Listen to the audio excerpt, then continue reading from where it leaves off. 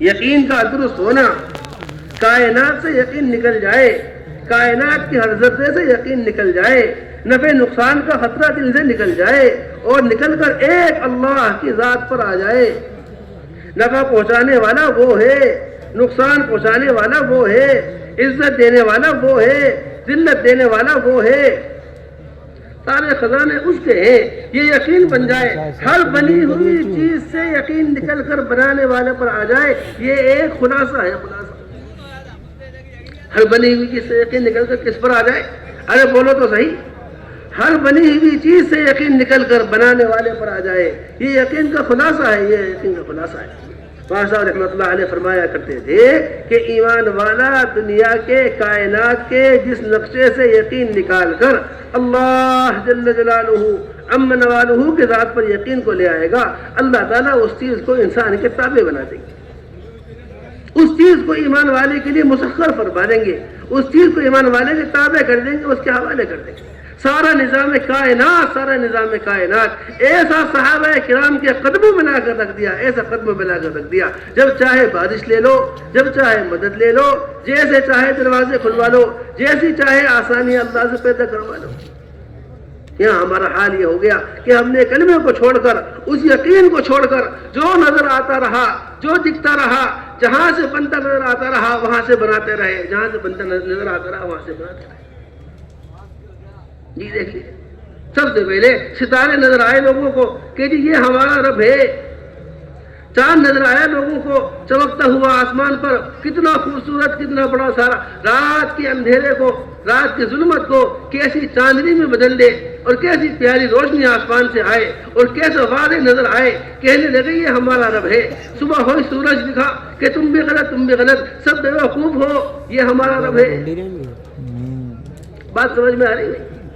بالکل یہ حالت ہماری ہو گئی ہے، جہاں سے ہمیں بنتا ہوا نظر آتا ہے ہم یہ کہتے ہیں کہ بس یہی ہمارا رب ہے، یہی ہمارا رب ہے، یہی سے ہمارا کام بنتا ہے۔ محنت کرتا ہے، 2 روپے جیب میں آ جاتے ہیں، 2 کام بن جاتے ہیں۔ اب اس کا خیال یہ ہے کہ جی دکان نہیں ہوگی تو کچھ نہیں ہوگا، دکان نہیں ہوگی تو کچھ نہیں ہوگا، کاروبار ہے میرا، اس کاروبار سے میرے سارے مسائل حل ہوتے ہیں، میرے اوپر قرضہ آیا اس کاروبار نے حل کروا دیا، میرے اوپر پریشانی آئی، تنگی آئی، اس کاروبار نے حل کروا دیا۔ اجی ایسا دھندا دیا ہے اللہ تعالیٰ نے، ساری بچیوں کی شادی اسی کاروبار سے ہوئی ہے۔ آپ دیکھتے ہیں کتنے لوگ آپ کو ایسے کہتے ہوئے دکھتے ہیں کہ جی ہماری گاڑی چلتی ہے، سارے کام میری اس گاڑی نے کروائے، اس گاڑی نے میرا قرض ادا کروا دیا، اس گاڑی نے میری بچیوں کی شادی کروا دی، اس گاڑی نے میرے بڑے بڑے مسائل حل کروا دیے۔ ایک بنانے والے سے، ایک کرنے والے سے یقین گرتے گرتے گرتے گرتے کہاں آ گیا؟ دیکھیے بات سمجھ میں آ رہی؟ اس طرح میرے محترم دوستوں کو جہاں سے ہوتا دکھتا ہے وہی انسان اپنا ماتھا ٹیک دیتا ہے کہ بھئی یہیں سے میرا کام بن رہا ہے، یہیں سے ہو رہا ہے۔ ابراہیم علیہ السلام نے سارے ستاروں کی پوجا کرنے والوں کو جمع کیا، سارے جمع ہو جاؤ، آپ سے ایک سوال ہے کہ جی کیا سوال ہے؟ سارے آ جائیے۔ سب آ گئے، کہنے لگے کہ یہ ستارے جو دیکھ رہے ہو آسمان میں، تمہارا خیال یہ ہے کیا یہ میرا رب ہے؟ کیا یہ میرا رب ہے؟ تمہارے خیال کے مطابق یہ میرا رب ہے؟ کہ جی ہاں ہمارے خیال کے مطابق یہ آپ کا رب ہے۔ کہ صبح ہونے دو، جتنے چاند کے پوجنے والے تھے سب کو لا کر کھڑا کیا اور فرمانے لگے کیا تمہارے گمان کے مطابق یہ چاند میرا رب ہے؟ کہ جی بالکل آپ کا رب ہے۔ کہ صبح ہونے دو، صبح ہونے تک دونوں غائب ہو گئے، صبح ہونے تک دونوں کیا ہو گئے؟ دونوں غائب ہو گئے۔ جس دکان پر یقین بنا کر بیٹھا تھا اللہ پاک ایسے حالات لے آئے وہ دکان ہی غائب ہو گئی۔ بات سمجھ میں آ رہی؟ بہت اچھا کما رہا تھا، بہت اچھا یقین بن گیا تھا، یہی سے میرا کام بنتا ہے، ایسی بیماری لے آئے اللہ تعالیٰ کہ جی ہم تو ڈوب گئے، ہم تو کیا ہو گئے، ایسی وبا آ گئی، ایسے حالات آ گئے۔ جی جتنے نقشے بنے ہوئے تھے ہونے کے، جتنے نقشے بنے ہوئے تھے یقین کے، جہاں جہاں سے ہوتا نظر آ رہا تھا اللہ پاک نے سب کچھ توڑ کے دکھا دیا، سب کچھ توڑ کے دکھا دیا۔ بتائیے کہاں سے ہوگا، کیسے ہوگا، کس طریقے سے ہوگا؟ جی فائلہ صاحب رحمۃ اللہ علیہ فرمایا کرتے تھے ابھی بھی اگر غور کر کر دیکھو تو دل کی سلوٹوں میں شرک چھپا ہوا ہے. شرک کتنی بڑی بات ہے, کتنی بڑی بات ہے. میرے محترم دوستو بزرگوں, ہم میں سے ہر شخص کو چاہیے کہ وہ محاسبہ کیا کرے, بیٹھ کر سوچا کرے کہ میرے دل کے اندر کیا ہے, میرا دل کس طرف جھک رہا ہے, میرا دل کس طرف مائل ہے. بھائی بات سمجھ میں آ رہی؟ سارے جتنے چاند کے پوجنے والے تھے سب کو جمع کر کے کہنے لگے کیا تمہارا گمان یہ ہے کہ یہ میرا رب ہے؟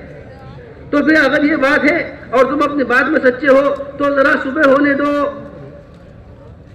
میرے محترم دوستو بزرگوں, ایک جوان کا آج یہ یقین ہے کہ اگر میں نہ ہوا تو میرے گھر کے مسائل حل نہیں ہوں گے, اگر میں نے یہ کام نہیں کیا تو یہ کام نہیں ہوگا, اگر میں نے نہیں کمایا تو میرا قرضہ ادا نہیں ہوگا, اگر میں نے کام نہیں کیا تو میرے مسئلے حل نہیں ہوں گے. یہ کرنے درنے والا اپنے آپ کو سمجھتا ہے, جس وقت جس کی آنکھ بند ہوگی اس وقت معلوم ہوگا کرنے والا تو اللہ ہے, اللہ. اب ذات کے اوپر یقین ہے. کرنے والا کون ہے؟ کرنے والا میں خود ہوں, میرے کرنے سے ہو رہا ہے, میرے کرنے سے ہوا ہے. اس کو فرمایا کرتے تھے کہ شرک چھپا ہوا ہے, شرک چھپا ہوا ہے. زبان سے بولتا ہے اللہ کے ہونے کو, اللہ ہی سے ہوگا, اجی اللہ ہی کرتے ہیں, گشت میں بول دیا, ملاقاتوں میں بول دیا. اگر ایک دن دکان نہ کھلے تب دیکھو اس کے دل سے کیا آ نکلتی ہے. کسی وجہ سے ایک دن دکان بند ہو جائے, ایک دن دھندے پر نہ جائے تو ایسا دل کو چوٹ پہنچتی ہے, ایسا نقصان, اور اپنا نقصان محسوس کرتا ہے, محسوس کرتا ہے. لیکن نقصان ہو گیا. صبح ہوئی, سورج دیکھا, کہاں ہے سورج کے پوجنے والے کہ جی آ جائیے, تمہارے گمان کے مطابق یہ رب ہے. فلما رأى الشمس بازغة قال هذا ربي هذا اکبر. جی یہ تو بہت بڑا ہے, اس کی تو روشنی بہت ہے, اس کی تو طاقت بہت ہے, اس نے تو سردی کو گرمی سے بدل دیا اور اس نے تو اندھیرے کو روشنی سے بدل دیا. یہ رب ہے. رات تک رک جائیے, رات ہونے پر وہ سورج بھی غائب ہو گیا, وہ سورج بھی غائب ہو گیا. میرے محترم دوستو بزرگوں, یہ باتیں جب سمجھ میں آئیں گی, جب سارے تار کٹ جائیں گے, سارے تار کٹ جائیں گے اور اللہ نظر آئیں گے. وَالْتَفَّتِ السَّاقُ بِالسَّاقِ, جی إِلَىٰ رَبِّكَ يَوْمَئِذٍ الْمَسَاقُ. اور پنڈلیوں پر چل رہی ہوں گی اور جان نکل رہی ہوگی اور آخرت کا منظر نظر آ رہا ہوگا. یہ ہے بات.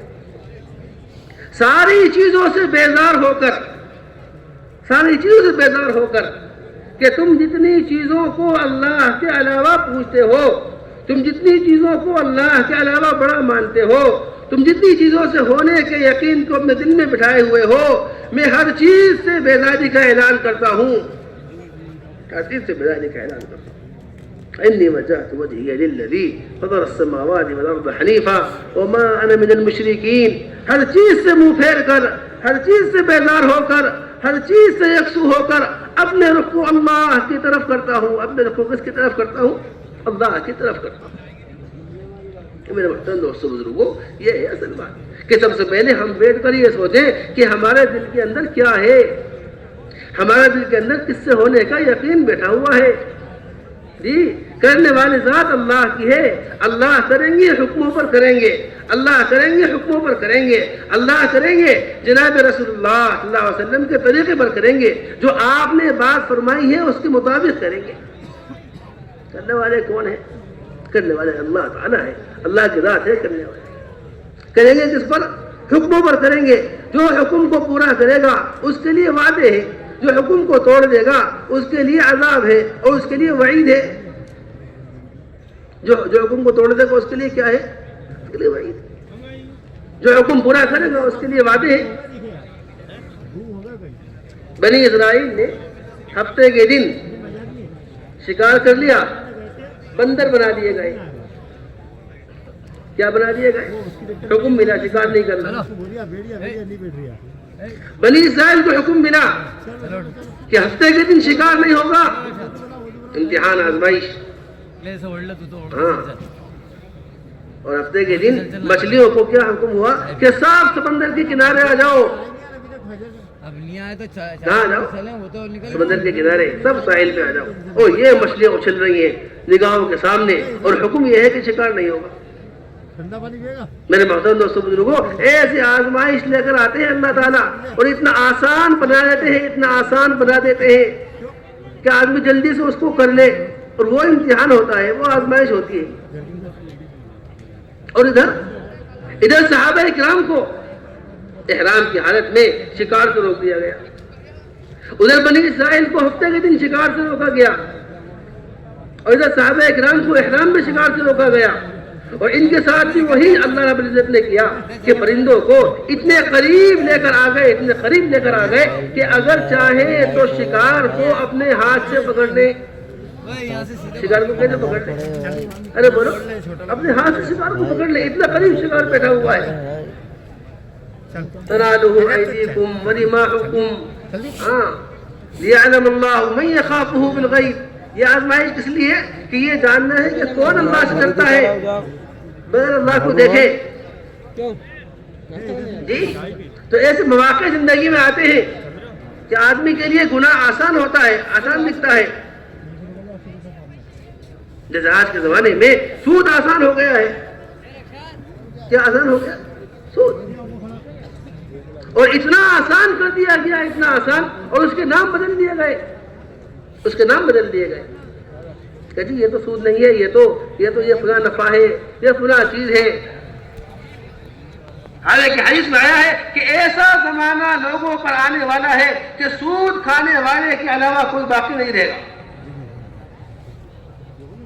لیاتی علی الناس زمان لا یبقى الا آکل الربا، کہ ایسا وقت آنے والا ہے کہ سود کھانے والے کے علاوہ کوئی باقی نہیں رہے گا. اللہ اکبر.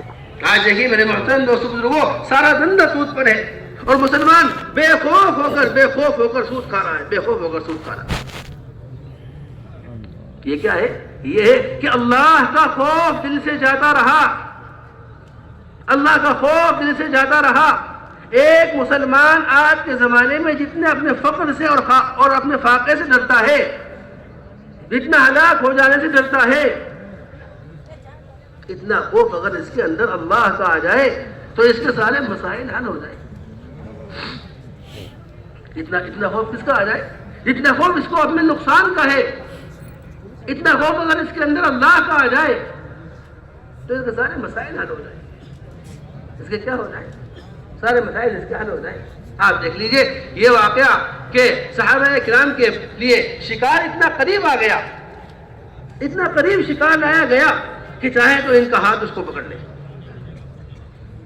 یا ان کے تیر، ان کے نیزے آرام سے اپنے ہاتھ سے بھی اگر مارے تو جا کر جانور کو لگ جائے. لِيَبْلُوَنَّكُمُ اللَّهُ بِشَيْءٍ مِّنَ الصَّيْدِ تَنَالُهُ أَيْدِيكُمْ وَرِمَاحُكُمْ. جی اور وہاں بنی اسرائیل کہ وہ بنی اسرائیل اس گناہ کو، اس حکم کو توڑنے کے لیے تعویلیں کر رہے ہیں، الٹی سیدھی تعویلیں جیسے ہم کرتے ہیں. جی کہ اس گناہ کو انجام دینے کے لیے الٹی سیدھی تعویلیں کرو.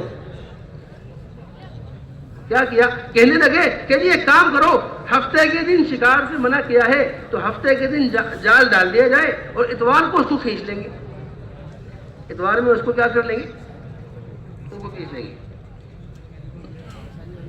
ہفتے کے دن تو منع ہے، ہفتے کے دن کیا کرو؟ جال ڈال دو، اتوار میں کھینچ لو.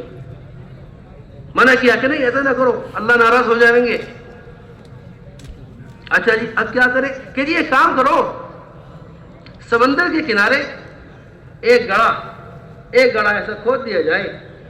سمندر کے کنارے ایک گڑھا کھود دو کہ اس کے اندر جو وہ لہر آئے پانی کی، اس لہر میں ساری مچھلیاں اس گڑھے میں آ جائیں، پانی سارا نکل جائے، مچھلیاں یہاں پھنس جائیں. تو یہ ہوگا کہ گویا ہم نے شکار نہیں کیا، یہ تو خود آ گئی. روایت میں مفسرین نے لکھا ہے کہ یعنی اللہ تعالیٰ ہفتے کے دن ادھر مچھلیوں کو لے کر آتے تھے، اور ادھر ان کے دلوں کے اندر مچھلی کھانے کی ایسی طلب پیدا کرتے تھے کہ ہر چیز کے ہوتے ہوئے ان کا صرف مچھلی کھانا کو جی چاہتا تھا. دیکھو کتنی عجیب بات. میرے محترم دوستوں بزرگوں، اصل بات یہ ہے کہ آدمی اپنے آپ کو اللہ کے حوالے کرے، آدمی اپنے آپ کو اللہ کے حوالے کرے، آدمی اللہ سے پناہ مانگے. جناب رسول اللہ صلی اللہ علیہ وسلم دعا مانگا کرتے تھے، اللہم لا تذهب قلبی الی شیء صرفتہ عنی. کتنی بڑی دعا ہے دیکھو کہ اللہ ہر اس چیز کی طرف سے میرا دل کو پھیر دے، ہر اس چیز کی طرف سے میرے دل کو پھیر دے جس کی طرف آپ میرا دل لے جانا نہیں چاہتے. جس چیز کو آپ نے مجھ سے پھیر دیا ہو، میرے دل کو اس کی طرف جانے سے بچا لے. یہ ہے کہ اللہ کی طاقت ہے، دل اس کی 2 انگلیوں کے درمیان ہے. اس لیے ہدایت پر باقی رہنا صرف اللہ کی قدرت سے ہے، آدمی کے اپنے اختیار سے نہیں ہے. ہدایت پر باقی رہنا کیا ہے؟ اللہ کی قدرت سے ہے. ہدایت پر باقی رہنا اللہ کی قدرت سے ہے. جب اللہ چاہے اس کے دل کو پلٹ دے، جب اللہ چاہے اس کے دل کو پلٹ دے، جب اللہ چاہے جب اس کے دل کو پلٹ دے. یعنی ایسا شخص جس نے اسلام میں کوئی نماز نہیں پڑھی، ایسا شخص جس نے اسلام میں کوئی نماز نہیں پڑھی، میدان جنگ میں آیا ہے اور ادھر سے دعوت دی، اللہ نے دل کو پلٹ دیا اور ہمیش کی جنت ملی. جسے والا صاحب رحمۃ اللہ علیہ فرمایا کرتے تھے کہ ایک کافر سے امید ہے اور ایمان والا خطرے میں ہے. جی سنیے بات، ایک کافر سے کیا ہے؟ ایک کافر سے امید ہے، ایک کافر پر امید ہے اور ایمان والا کس میں ہے؟ ارے بولو، ایمان والا خطرے میں ہے. اور یہاں حالت یہ ہے کہ ایمان والا مطمئن ہے. ایمان والا کیا ہے؟ مطمئن. کہ جی ہم تو کلمہ پڑھ چکے ہیں اور کلمے والے ہیں، اب کوئی ذمہ داری اس لائن کی ہم پر نہیں آتی، ہم تو کلمہ پڑھ چکے ہیں. حاسب الناس ان یترکوا ان یقولوا آمنا وهم لا یفتنون. ایسی آزمائش آئیں گی، ایسے راستے آئیں گے اور ایسے راستے اللہ تعالیٰ لے کر آئیں گے اس کو آزمانے کے لیے، اس کے امتحان کے لیے. نے فرمایا کرتے تھے کہ ایمان والا خطرے میں ہے، ہاں، اور کافر سے امید ہے. اس لیے کہ ایک آدمی، حدیث میں آیا ہے کہ ایک شخص نیک کام کرتا رہتا ہے، دونوں روایت. ایک شخص ایک کام کرتا رہتا ہے اور نیک کاموں میں اپنے آپ کو لگائے رکھتا ہے اور بھلائی میں اپنے آپ کو لگائے رکھتا ہے. روایت میں آیا ہے اللہ تعالیٰ ایسا وقت آتا ہے کہ اس کے اور جنت کے درمیان 1 ہاتھ کا فاصلہ ہوتا ہے. اس کے اور جنت کے درمیان کتنا فاصلہ ہوتا ہے؟ 1 ہاتھ کا فاصلہ. اور یہ اپنے آپ کو نیک کام میں لگائے رکھتا ہے، جنت کے اس کے درمیان 1 ہاتھ کا فاصلہ ہوتا ہے. تقدیر اس پر غالب آتی ہے، ایسا کلمہ اپنی زبان سے نکالتا ہے، اللہ پاک جاری کرواتے ہیں اس کی زبان سے ایسا کلمہ کہ اس کلمے کے نکلنے کے بعد یہ ہمیش کی جہنم میں جاتا ہے. ہمیش کی کہا جاتا ہے، ہمیش کی جہنم میں جاتا ہے. معاذ بن جبل رضی اللہ عنہ سے جناب رسول اللہ صلی اللہ علیہ وسلم فرما رہے، اے معاذ یہ زبان تیرا پورا دین ہے، پورا دین مکمل دین. کہ معاذ تجھے تیرے پورے دین کے بارے میں بتاؤں؟ کہ جی بتائیے یا رسول اللہ. 1 حرف آپ نے اپنی زبان مبارک سے ارشاد نے فرمایا، صرف اپنی زبان کو اپنے ہاتھ سے پکڑا، اپنی انگلیوں سے پکڑا اور فرمانے لگے کہ یہ ٹکڑا تیرا پورا دین ہے.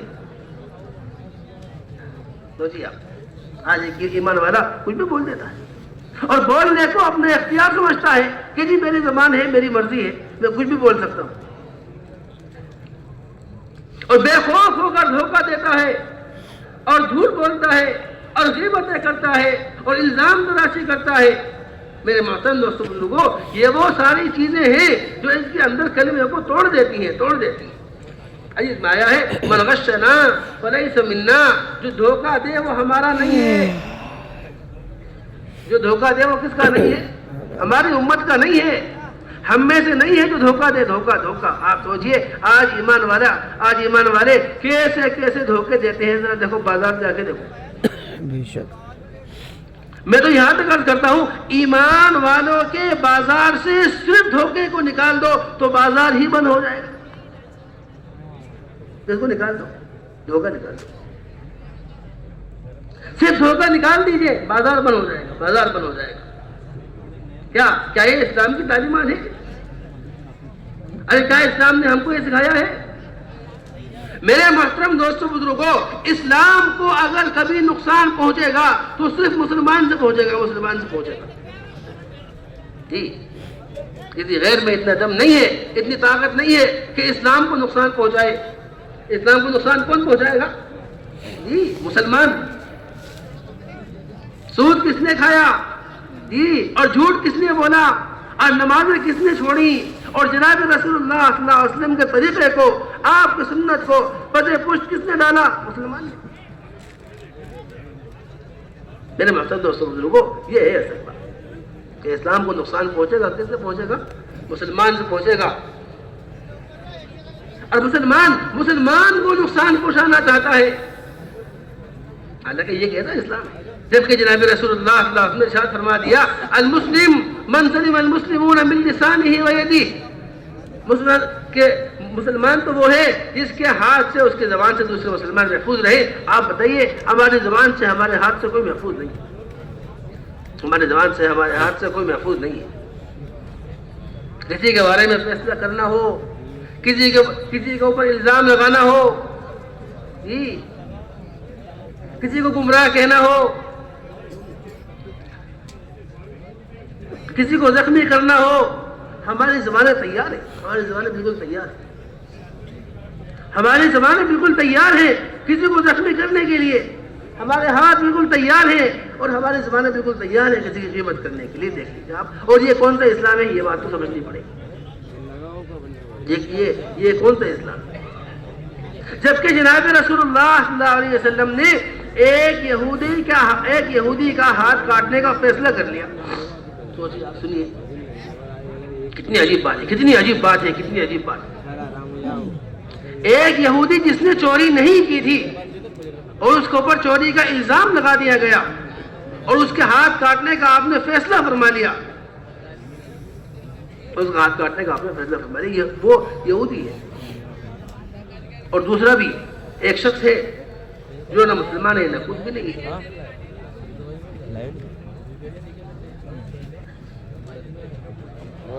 علی رضی اللہ تعالیٰ عنہ کے گھر میں رات کے وقت میں چوری ہو گئی۔ رات کے وقت میں کیا ہو گیا؟ چوری۔ سنو واقعہ، سنو دھیان سے سنو واقعہ۔ رات کے وقت میں چوری ہو گئی، چور آیا اور گھر کے اندر وہ آٹے کی بوری رکھی ہوئی تھی، اٹھا کے لے گیا۔ کیا رکھی تھی؟ آٹے کی بوری، وہ اٹھا کر لے گیا۔ رات کا اندھیرا تھا، اپنے گھر لے گیا، جا کر گھر میں بوری کھولی تو اس میں سے آٹا بھی نکلا اور حضرت علی رضی اللہ عنہ نے اس میں اپنا کچھ سامان آٹے کے درمیان رکھا ہوا تھا، وہ بھی اس کو مل گیا۔ اچھا، صبح ہوئی تو یہ خبر پھیل گئی کہ فلاں نے چوری کی ہے، اور نام اسی کا آیا جس نے چوری کی تھی، نام اسی کا آیا جس نے چوری کی تھی۔ لوگوں نے کہا کہ تو نے چوری کی ہے، کہ جی میں نے تو چوری نہیں کی، اور کیا دلیل ہے کہ میں نے چوری کی ہے؟ کہ دلیل تو رات ہی مل گئی تھی، ثبوت تو رات ہی پایا گیا تھا، وہ یہ کہ جو بوری تو اٹھا کر لے کر آیا تھا وہ بوری نیچے سے پھٹی ہوئی تھی، اس میں سے آٹا گرتا رہا اور ان کے گھر سے آٹا گرنا شروع ہوا اور تیرے گھر کے دروازے تک اس میں سے آٹا گرتا رہا۔ لہذا ثبوت تو بالکل تیار ہے، وہ یہ ہے کہ وہ یہ جہاں سے آٹا تو اٹھا کر لے کر آیا ہے، یہاں تک آٹا، تیرے گھر تک آٹا آیا ہے، کیا کیا جائے؟ اب اس نے یہ کیا کہ وہ بوری اپنے پاس سے اٹھا کر ایک یہودی کے پاس رکھوا دی کہ جی یہ میری امانت ہے، آپ رکھ لیجیے، میں بعد میں دے دوں گا۔ اس نے رکھ لی۔ اور جب تلاشی دی گئی تو وہ سامان یہودی کے پاس سے نکلا۔ سامان کہاں سے نکلا؟ یہودی کے گھر سے۔ اور یہ ہو گیا کہ یہ چوری تو اس نے نہیں کی بلکہ یہودی نے کی ہے، کیونکہ سامان اس کے یہاں سے پایا گیا ہے، اور اب یہ ہے کہ اس کے ہاتھ کاٹے جائیں گے، وہ چور ہے۔ جناب رسول اللہ صلی اللہ علیہ وسلم نے فیصلہ فرما دیا کہ اس کے ہاتھ کاٹے جائیں۔ یعنی ایک وہ یہودی جو جس کے ہاتھ ناحق کاٹے جا رہے ہیں اور اس کے اوپر الزام یہ ہے کہ اس نے چوری کی ہے، حالانکہ چوری نہیں کی ہے اس نے، اور جناب رسول اللہ صلی اللہ علیہ وسلم نے یہ فیصلہ فرما دیا کہ اس کے ہاتھ کاٹے جائیں، فیصلہ ہو گیا۔ روایت میں ہے کہ جناب رسول اللہ صلی اللہ علیہ وسلم آرام فرمانے کے لیے لیٹے، جبرائیل آئے اور آ کر یہ فرمایا کہ لا تکن للخائنین خصیما، لا تکن للخائنین خصیما واستغفر اللہ ان اللہ کان غفورا رحیما، کہ خیانت کرنے والوں کی طرف سے آپ جھگڑالو مت بنے اور اللہ سے استغفار کریں۔ 2 رکوع قرآن کریم میں نازل ہو رہے ہیں صرف اس بات کے اوپر کہ ایک یہودی کے بارے میں ناحق چوری کا فیصلہ ہو گیا۔ 2 رکوع قرآن پاک میں نازل ہو رہے ہیں صرف اس بات کے اوپر کہ ایک یہودی کے بارے میں ناحق فیصلہ ہو گیا۔ میرے محترم دوستو بزرگوں، آج مسلمان ایک مسلمان کے اوپر جھوٹے الزامات لگاتا ہے، ایک مسلمان اپنے بھائی کے اوپر کیسے کیسے تہمتیں باندھتا ہے اور اس کو بڑا فخر سمجھتا ہے اور اصلاح کا کام سمجھتا ہے اور اس کو اپنی ذمہ داری سمجھتا ہے، حالانکہ اس کے پاس اس چیز کی کوئی تصدیق نہیں، کوئی تحقیق نہیں کہ آیا اس نے یہ کام کیا بھی ہے یا نہیں۔ اس لیے میرے محترم دوستو بزرگوں، حضرت فرماتے ہیں کہ اس زمانے میں ایک کافر غیر مسلم مسلمانوں کے درمیان اتنے محفوظ تھا، آج ایک مسلمان بھی مسلمانوں کے درمیان اتنا محفوظ نہیں ہے۔ یہ دیکھو کتنی بڑی بات، اس زمانے میں غیر مسلم اتنا مسلمانوں کے درمیان محفوظ تھا، ایک غیر مسلم مسلمانوں کے درمیان جتنا محفوظ تھا اور اپنے آپ کو محفوظ سمجھتا تھا، آج ایک مسلمان بھی اپنے بھائیوں کے درمیان اپنے آپ کو اتنا محفوظ نہیں سمجھتا۔ یہ ہے سزا کا گر جانا، یہ ہے کلمے کے نور کا دل سے نکل جانا۔ جناب رسول اللہ صلی اللہ علیہ وسلم نے ارشاد فرمایا کلمہ ایسا میلا پڑ جاتا ہے اور ایسا گندا ہو جاتا ہے جیسے تم میں سے کسی کا کپڑا ہو جاتا ہے، کپڑا اس کو پہننے کو جی نہیں چاہتا، گندا میلا کپڑا۔ بات سمجھ میں آ رہی؟ اس لیے میرے محترم دوستو بزرگوں، سب سے پہلے کلمے کی محنت ہے۔ جناب رسول اللہ صلی اللہ علیہ وسلم نے ایسے یقین کی تعلیم دی ہے، ایسی یقین کی تعلیم دی ہے، ہر وقت جناب رسول اللہ صلی اللہ علیہ وسلم نے صحابہ کو عمل کی طرف متوجہ کیا، ہر وقت عمل کی طرف متوجہ کیا۔ دیکھیے یقین کو بنانے کے لیے کہ پیٹ کے درد کے اندر جناب رسول اللہ صلی اللہ علیہ وسلم شفا جو ہے اس کو یقین کی تعلیم دے رہے ہیں کہ اس کو شفا ملے یقین کے ذریعے سے، کہ پیٹ میں درد ہے کیا کرو، جاؤ جا کے اپنے بھائی کو شہد پلاؤ، فسقی عسلا، جاؤ جا کے اس کو کیا کرو، اس کو شہد پلاؤ۔ کیا ہے یقین کی تعلیم؟ یہ اے اللہ کے رسول میں نے شہد پلایا، اس کے پیٹ میں مزید درد ہو گیا، اس کے پیٹ میں کیا ہو گیا، درد بڑھ گیا، کیا کروں، اب کیا کیا جائے؟ جی جیسے ہم ہر چیز کو آزما کر دیکھتے ہیں نا، ہر چیز کو آزما کر دیکھتے ہیں، اگر فائدہ نظر آ گیا اور فائدہ نکل گیا تو اس کو اختیار کر دیا جائے۔ جی اگر جو کہتے ہیں یہ کام کر لو، حدیث میں آیا ہے یہ کام کر لو، یہ عمل کر لو، نماز پڑھ لیا کرو، گناہ کام کر لیا کرو، یہ آزما کے دیکھ لو، کیا کر کے دیکھ لو، آزما کر دیکھ لو، اگر فائدہ ہو گیا تو ٹھیک ہے، اگر فائدہ ہو گیا تو کیا ہے، تو ٹھیک۔ سب سے بڑے افسوس کی بات یہ ہے میرے محترم دوستو بزرگوں، آج ایک ایمان والا جب سارے اسباب کو اختیار کرنے کے بعد بالکل تھک جاتا ہے، ہار جاتا ہے اور مایوس ہو جاتا ہے، نا امید ہو جاتا ہے، اس کے بعد جاتا ہے کسی اللہ والے کے پاس کہ جی ہمارے دعا کر دو، میرے لیے کیا کر دو، دعا کر دو۔ ہر حرام راستے کو اختیار کر لیتا ہے،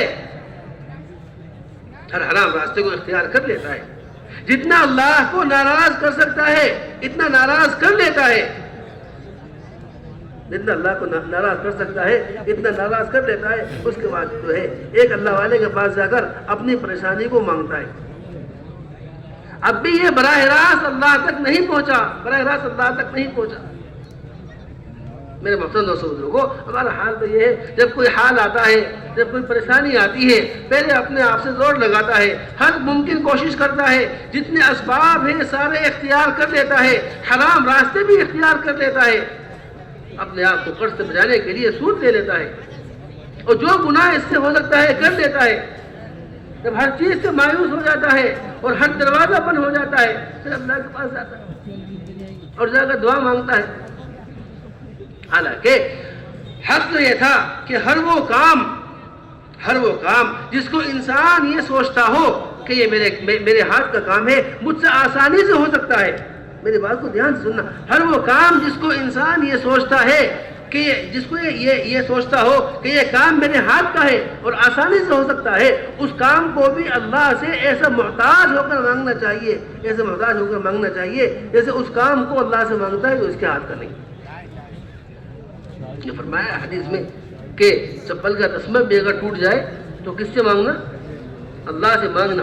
اس کا مطلب یہ ہے کہ ہر وہ کام جو آپ کا ہونا ممکن ہے، آپ اس کو اپنے ہاتھ سے کر سکتے ہیں اور آپ اس کو کرنے والے ہیں یا وہ ہونے والا ہے، اس کام کو بھی اللہ سے ایسا محتاج ہو کر مانگا جائے، ایسا محتاج ہو کر مانگا جائے کہ جیسے یہ کام میرے بس میں ہے ہی نہیں۔ ہماری عادت یہ ہے کہ وہ اس کام کو اللہ سے مانگتے ہیں جو کام مشکل ہے، اس لیے آسان کام بھی بسا اوقات مشکل بن جاتے ہیں۔ کیا ہو جاتے ہیں؟ مشکل بن جاتے ہیں۔ اور کام کی آسانی کے لیے مانگنا نہیں ہے صرف، بلکہ اس کام کے اندر وہ خیر، وہ برکتیں آئیں۔ جی اگر آدمی اللہ سے مانگ کر کسی کام کو کرتا ہے تو اللہ تعالیٰ اس کام کے شر کو بھی خیر سے بدل دیتے ہیں۔ جی اس کے شر کو کس سے بدل دیتے ہیں؟ خیر سے بدل دیتے ہیں۔ اس لیے کہ سارے خزانے اللہ کے ہیں، ساری عزتیں اللہ کی ہیں، عزت دینے والا وہی ہے، ذلیل کرنے والا وہی ہے۔ کہاں سے عزت لے آئے اور کہاں سے ذلیل کو عزت دے دے، کہاں سے عزت کو ذلت دے دے؟ جی خود کے خزانے۔ اس لیے میرے محترم لوگوں، ہر چیز کو اللہ سے مانگنے کی عادت ڈالنی چاہیے۔ یہ ہے سب سے پہلا تقاضا کلمے کا کہ ہر چیز کو اللہ سے مانگے۔ اب تو ایسی حالت ہے کہ ذرا ڈاکٹر صاحب کہہ دیں کہ جی آپ کا تو یہ علاج ممکن نہیں ہے، یہ تو ایسا مرض ہے کہ اس کا کوئی علاج نہیں ہے، لا علاج مرض ہے، تو ڈاکٹر صاحب کے انکار کرنے کے بعد یہ ایسا مایوس ہو جاتا ہے کہ گویا اس کو اب شفا دینے والا کوئی ہے ہی نہیں۔ آپ دیکھ لیجئے کسی مریض کو ذرا ڈاکٹر جواب دے دے، کسی مریض کو ڈاکٹر کیا کر دے؟ جواب دے دے۔ دیکھا اس گھر میں کیا حال ہوتا ہے؟ سارے بڑے چھوٹے مایوس بیٹھے ہوئے ہیں اور نا امید بیٹھے ہوئے ہیں، لیکن کیا ہو گیا کہ ڈاکٹروں نے جواب دے دیا۔ ڈاکٹروں نے کیا کر دیا؟ جواب دے دیا، اور یہ کہہ دیا کہ آپ کے مریض کو اب بچ نہیں پائے گا۔ معلوم چلا اس مریض سے پہلے ڈاکٹر صاحب بھی چلے گئے۔ اس مریض سے پہلے کون چلا گیا؟ ڈاکٹر صاحب بھی چلے گئے، جو اس کی موت حیات کا فیصلہ کر رہے تھے، جو یہ کہتے تھے کہ یہ تو بچ نہیں پائے گا، اس کو تو ایسا مرض لگ گیا ہے کہ ٹھیک نہیں ہوگا، وہ ٹھیک ٹھاک ڈاکٹر صاحب چلے گئے۔ ارے بات سمجھ میں آ رہی؟ میرے محترم دوستوں بزرگوں، یہ ہے اصل موت حیات تو اللہ کے ہاتھ میں ہے، اس کے خزانے سے نکل کر آتی ہے۔ اذا قضى اجلهم لا يستأخرون عنه ساعة ولا يستقدمون، جس کا جو وقت لکھا ہوا ہے وہ اپنے وقت پر جائے گا۔ یہ ہے بات، جس کو اللہ نے جو دینے کا فیصلہ کر لیا اس کو کوئی روک نہیں سکتا، اور جس سے جو چیز چھین لی اس کو کوئی دینے والا نہیں ہے۔ اس لیے میں رسول لوگوں آدمی اللہ سے مانگے، آدمی کس سے مانگے؟ اللہ سے مانگے۔ اللہ دینے والے ہیں، اللہ نوازنے والے ہیں، کسی سبب کا محتاج نہیں ہے، کسی سبب کا محتاج نہیں ہے، کسی سبب کا محتاج نہیں۔ اب تو ڈاکٹر صاحب کہہ دیتے ہیں کہ جی آپ کے یہاں تو اولاد نہیں ہو سکتی، ہاں یہ تو سب سے بڑا مسئلہ ہے۔ ایسا غمگین ہو جاتا ہے اور ایسا پریشان ہو جاتا ہے کہ ڈاکٹر صاحب نے کہہ دیا ہے کہ کوئی وجہ ایسی ہے کہ اس کی بنیاد پر آپ کے یہاں تو اولاد نہیں ہو سکتی۔ آپ یہاں کیا نہیں ہو سکتا؟ یعنی جو اللہ عورت کو بغیر مرد کے اولاد دے رہا ہے، جو اللہ مرد کو اور عورت کو ایسے بوڑھوں کو اولاد دے رہا ہے، 120 سال کی حضرت ہیں، ہاں بوڑھے، کتنے سال؟ 120 سال، اور 80 سال کی بڑھیا زوجہ محترمہ کتنے سال کی؟ 120 سال اور 80 سال. سوچے تو صحیح ذرا، سوچے تو. ایک چیز ہے، صرف ایک چیز ان کے ہاتھ میں ہے، لم اکن بدعائک رب شقیہ، لم اکن بدعائک رب شقیہ. کبھی تجھ سے مانگ کر مایوس نہیں ہوا، کبھی تجھ سے مانگ کر کیا نہیں ہوا. اور جو ایمان والا پہلے ہی مایوس بیٹھا ہو، جو ایمان والا پہلے یہ سوچتا ہو کہ مجھے تو کوئی دینے والا نہیں ہے، میرے تو کوئی سننے والا نہیں ہے، میری تو دعائیں بھی قبول نہیں ہوتی ہیں، جو پہلے سے کہا بیٹھا ہو، پہلے سے مایوس بیٹھا ہو، میری مدد کون کرے گا، میری کون سنے گا. ارے بات سمجھ میں آ رہی؟ مولانا صاحب رحمۃ اللہ علیہ فرمایا کرتے تھے، جو یہ کہے کہ میری کون سنے گا، میری کون مانے گا، وہ تو صحابہ تھے اور وہ تو نیک لوگ تھے جن کی اللہ سنتا تھا اور مانتا تھا. فرمایا کرتے تھے یہ اللہ کے ساتھ بدگمانی کر رہا ہے، بدگمان ہے، بدگمان اللہ کے ساتھ. اب اس کا گمان یہ ہے کہ اللہ میری نہیں سنے گا.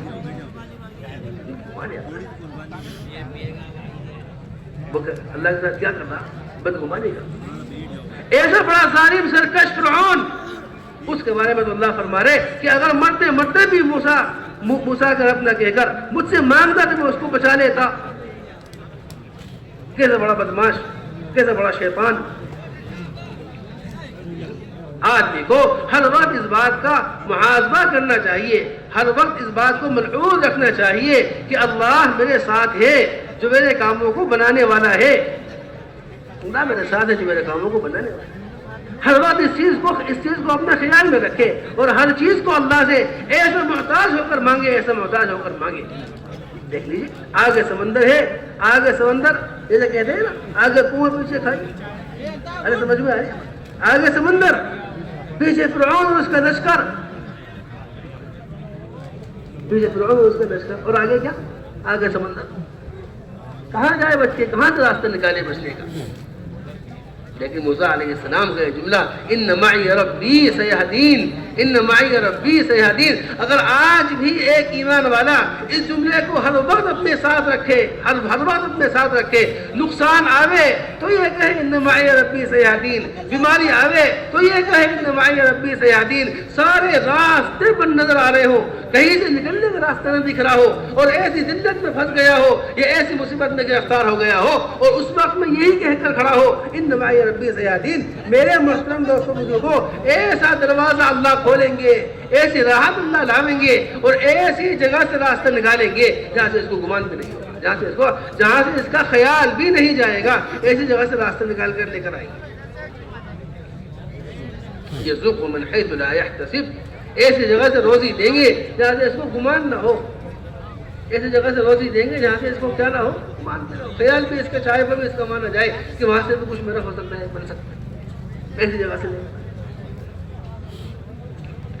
علی رضی اللہ تعالیٰ فرماتے ہیں ایک آدمی کے مقدر کی روزی اس تک ایسے پہنچتی ہے جیسے اس تک اس کی موت پہنچتی ہے. موت جیسے اس تک اس کی کیا پہنچتی ہے، جیسے اس کا جہاں چاہے چلا جائے موت سے بچ کر، موت سے نہیں بچ سکتا. اینما تکونوا یدرککم الموت ولو کنتم فی بروج مشیدہ، کہیں بھی ہو، کہیں بھی ہو، کہیں بھی ہو، کہیں بھی ہو. اللہ تعالیٰ ایسے حالات بنا دیں گے، ایسے حالات بنا دیں گے کہ اپنے بستر سے اٹھ کر اپنے موت کی طرف خود آئے گا چل کر. یہ ہوا احد میں. یہ کس میں ہوا؟ میدان احد میں. کہ اگر ہم یہاں نہ آتے، آپ کے چکر میں نہ پڑتے تو ہم قتل نہ کیے جاتے. ما قتلنا ہا ہونا، اگر آپ یہ سارا پروگرام آپ کا نہ ہوتا یا ہم آپ کی بات نہ مانتے تو ہم آج یہاں قتل لیں گے. اللہ فرما رہے ہیں لو کنتم فی بیوتکم لبرز الذین کتب علیہم القتل الی مضاجعہم کہ اگر تم اپنے بستروں پر بھی لیٹے ہوئے ہوتے ایسے حالات بناتا تمہارے لیے تمہارے بستروں کے اوپر کہ تم مجبوراً نکل کر یہاں میدان جنگ میں آ کر جان لیتے. مجبوراً نکل کر یہاں میدان جنگ میں آ کر کیا کرتے یہاں آ کر جان لیتے. میرے محترم دوستوں بزرگوں یہ ہے اصل بات کہ اللہ تعالیٰ نے اس کے بارے میں جو فیصلہ کر لیا ہے اللہ تعالیٰ اپنے فیصلے پر پکے ہیں. اللہ کی چیز ہونے والی ہے اس کا فیصلہ چلنے والا ہے. آدمی اپنے آپ کو محتاج سمجھے. یا ایھا الناس انتم الفقراء الی اللہ واللہ هو الغنی الحمید ان یشاء یذھبکم ویأتی بخلق جدید وما ذلک علی اللہ بعزیز. سب کے سب کیا ہے سب کے سب محتاج ہیں. تم سب کے سب فقیر ہو. کس کے سامنے ایک اللہ کے سامنے. سارے خزانے اس کے ہیں سارے خزانے اس کے ہیں. اس لیے میرے محترم دوستوں بزرگوں سب سے پہلا تقاضا تو یہ ہے ایمان کا کہ آدمی اپنے آپ کو حکموں پر ڈالے. جناب رسول اللہ صلی اللہ علیہ وسلم نے ہر وقت صحابہ کرام کو حکموں پر ڈالا. جی علی رضی اللہ تعالیٰ عنہ اپنی پریشانی لے کر آئے.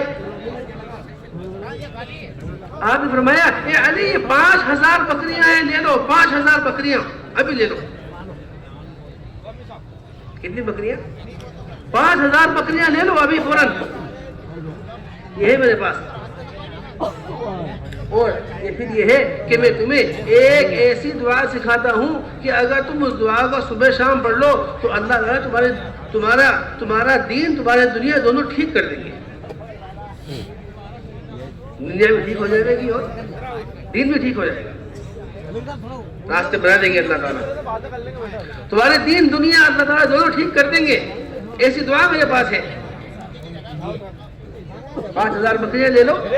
یہ کیا لے لو ایک ایسی دعا لے لو کہ دین دنیا دونوں ٹھیک ہو جائیں.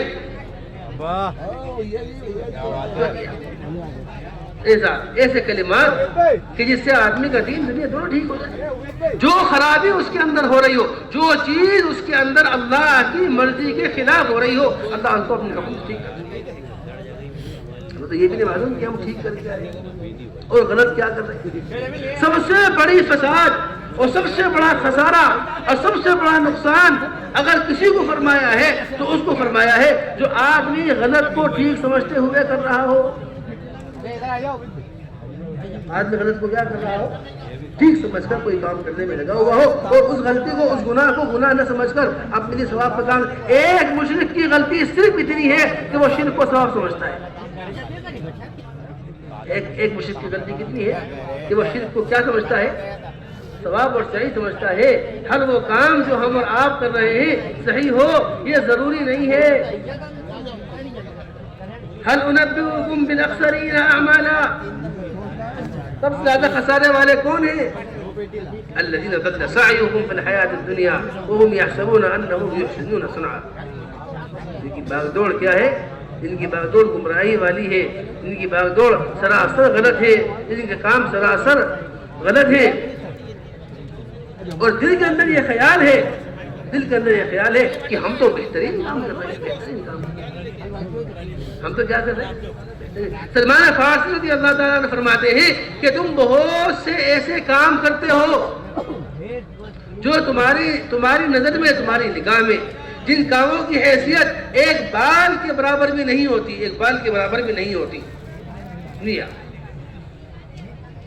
کہ اس کام کے ہو جانے کو بال برابر بھی کوئی حیثیت نہیں دیتے ہو. بال برابر بھی کوئی حیثیت نہیں دیتے ہو. کتنے سارے ایسے کام جو ہم کر لیتے ہیں ہمیں پتہ بھی نہیں چلتا کہ ہم نے کیا کہہ لیا کیا کر لیا. انکم لتعملون اعمالا هي ادق في اعینکم من الشعر وكنا نعدها في عهد رسول اللہ صلی اللہ علیہ وسلم من الموبقات. کہ تم بہت سارے کام ایسے کرتے ہو جو تمہاری نگاہ میں بال برابر بھی حیثیت نہیں رکھتے ہیں. حالانکہ ایسے کاموں کے کرنے کو ہم جناب رسول اللہ صلی اللہ علیہ وسلم کے عہد میں آپ کے زمانے میں ایسے کام کے کرنے والے کو یہ کہتے تھے کہ یہ تو ہلاک ہو گیا. یہ تو کیا ہو گیا یہ تو ہلاک ہو گیا برباد ہو گیا. یہ تو ہلاک ہو گیا. آج ایک ایمان والا نماز چھوڑنے کو بھی اپنی ہلاکت تصور نہیں کر رہا، نماز چھوڑنے کو بھی اپنی ہلاکت تصور نہیں کر رہا، گرتے گرتے گرتے گرتے یہاں تک حالت آ گئی ہے نماز چھوڑنے کو بھی اپنی ہلاکت تصور نہیں کر رہا۔ نماز چھوڑنے کا اس کو وہ غم نہیں ہے جو ایک دن کی دکان بند ہو جانے کا غم ہے، نماز کے چھوٹنے کا بھی اس کو وہ غم نہیں ہے جو ایک دن کی دکان بند ہو جانے کا غم ہے، نماز چھوٹنے کا اس کو وہ غم نہیں ہے جو ایک نقصان کے ملنے کا اس کو غم ہے۔ حالانکہ جناب رسول اللہ صلی اللہ علیہ وسلم نے ارشاد فرمایا ہے کہ جس کی نے جان بوجھ کر نماز چھوڑ دی اور نماز چھوٹ گئی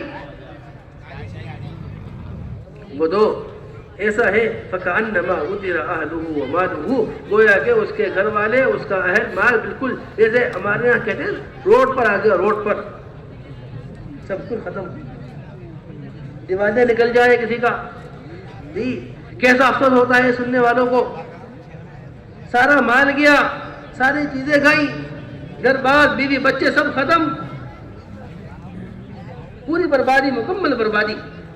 ایک نماز چھوڑنے والے کے بارے میں یہ تصور ہے فَكَأَنَّمَا غُتِرَ أَهْلُهُ وَمَالُهُ، اور آج ایک بے نمازی ذرا بھی محسوس نہیں کرتا اس چیز کو، ایسا شائبہ بھی اس کے دل پر نہیں گزرتا کہ میں نے کوئی کام غلط کیا ہے۔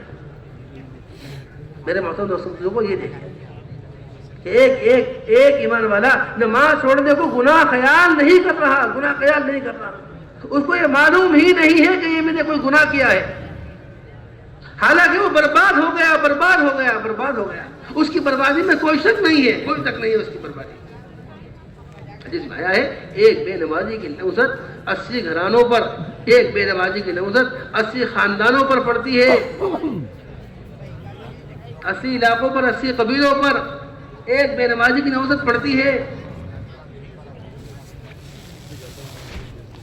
اور جس محلے کے اندر خود 20% نمازی ہوں اور 40% نمازی ہوں اور 60%، 50% بے نمازی ہوں، میرے محترم دوستو بزرگو، وہاں کیسے کیسے اللہ کے عذاب آ رہے ہوں گے، اور کیسی کیسی نعوذتیں ہوں گی، اور کیسی کیسی بیماریاں ہوں گی، اور کیسے کیسے حالات ہوں گے، اور پھر ان آنے والے حالات کو دنیا سے جوڑنا، ابھی بھی اللہ کی طرف لوٹ کر نہیں جا رہا کہ بگاڑ تو اس سے ہے اور معافی اس سے مانگی جا رہی ہے۔ یہ ہے کہ جی میرے بچے کو تو اٹھا کر لے گئے، اس نے تو کچھ بھی نہیں کیا تھا، وہ تو مجرم بھی نہیں تھا، اس کی تو کوئی غلطی بھی نہیں تھی، اس کو تمہیں نہیں معلوم کہ اس کا اللہ کے درمیان کیسا تعلق تھا، اس کا اللہ کے ساتھ کیا رابطہ تھا، اس نے کتنی نمازیں پڑھی تھی، یہ اللہ سے کتنا مانگتا تھا۔ ہر چیز کی ایک بنیاد ہے اور وہ یہ ہے کہ اللہ تعالیٰ ناراض ہے، اللہ تعالیٰ ناراض ہے۔ آدمی ایک ایمان والا آج اللہ کی ناراضگی کو نہیں سمجھ رہا کہ اللہ مجھ سے ناراض ہے۔ ایسی بیماری آ گئی ہے کہ جس کا کوئی علاج نہیں ہے، ایسا مقدمہ آ گیا ہے جس کا کوئی حل نہیں ہے۔ یہ سب کیا ہے؟ یہ اللہ کی ناراضگی کی شکلیں ہیں کہ اللہ ناراض ہے، یہ اللہ کی ناراضگی ظاہر ہو رہی ہے۔ یہ اللہ کی ناراضگی کیا ہو رہی ہے؟ اللہ کی ناراضگی ظاہر ہو رہی ہے۔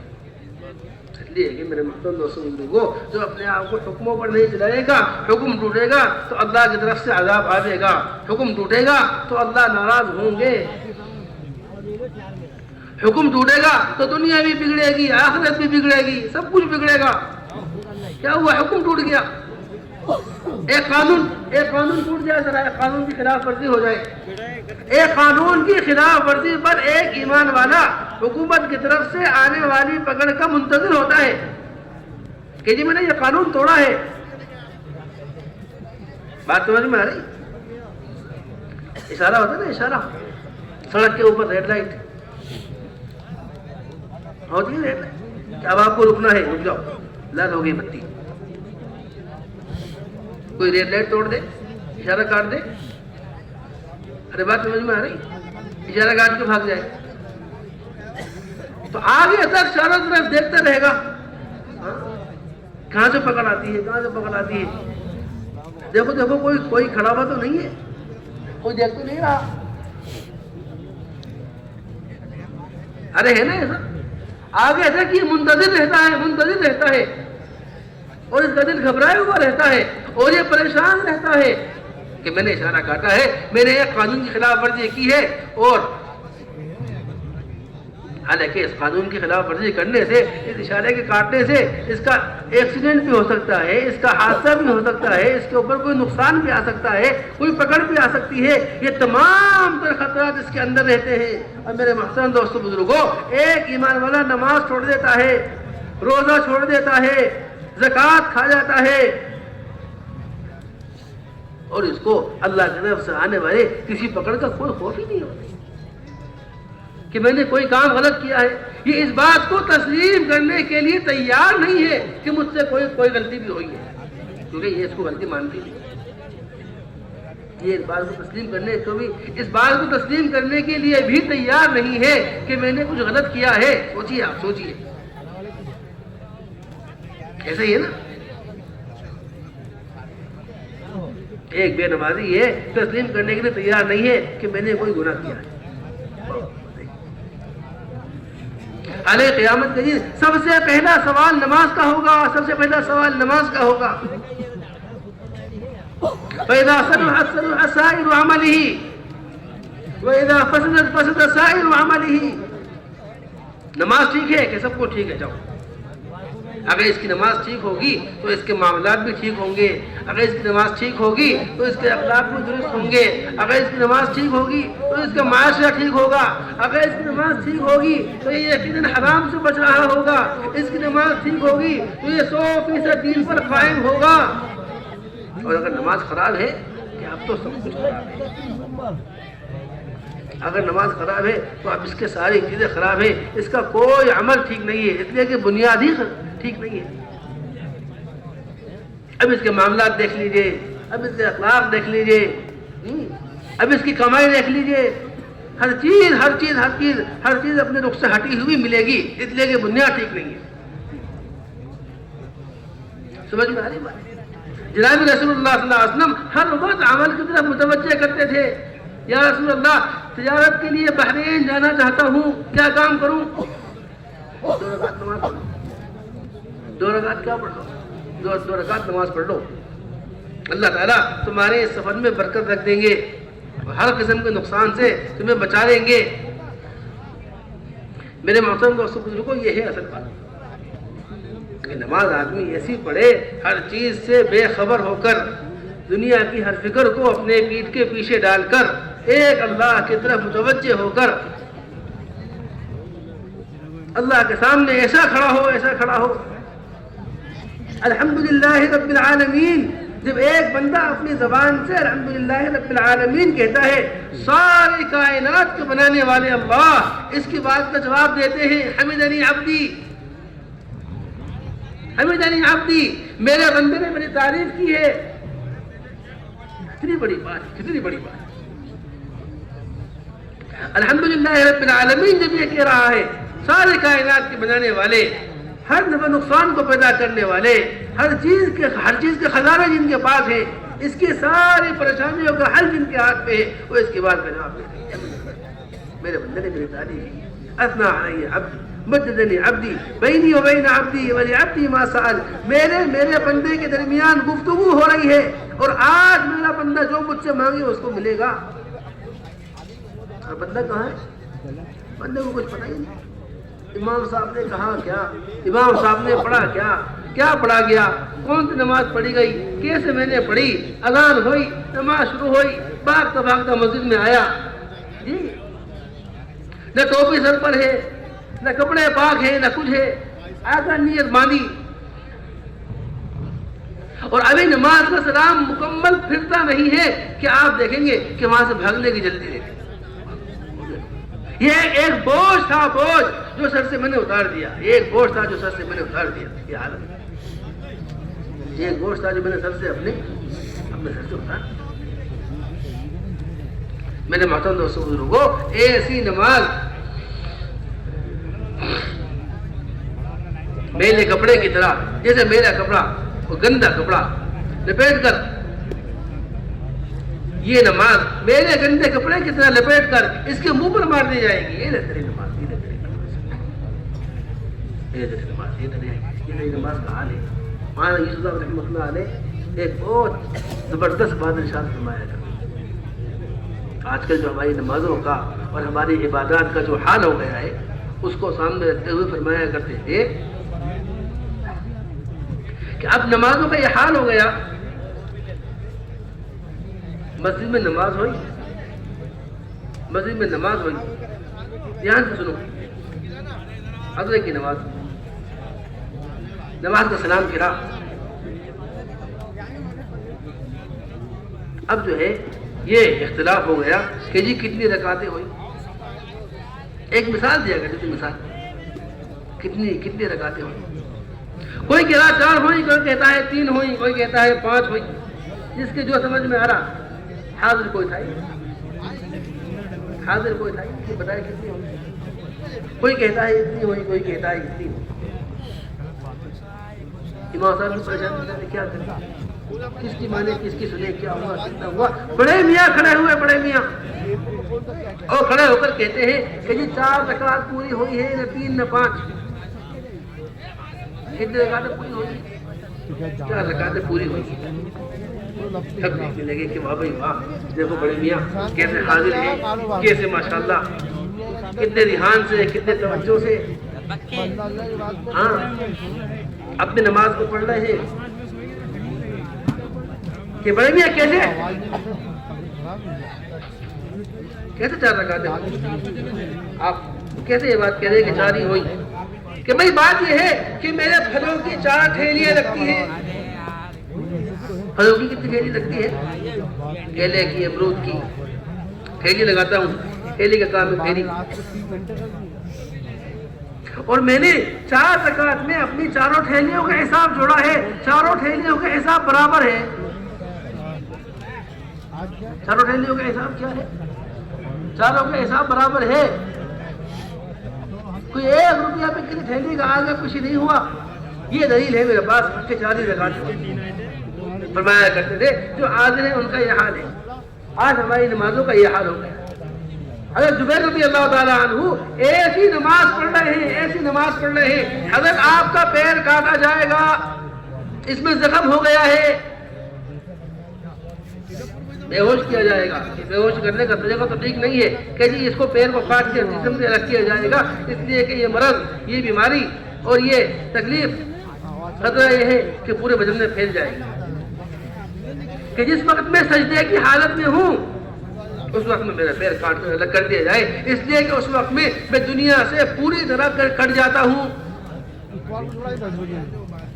چنانچہ پیر کاٹ کر الگ, پاؤں کاٹ کر الگ کر دیا گیا.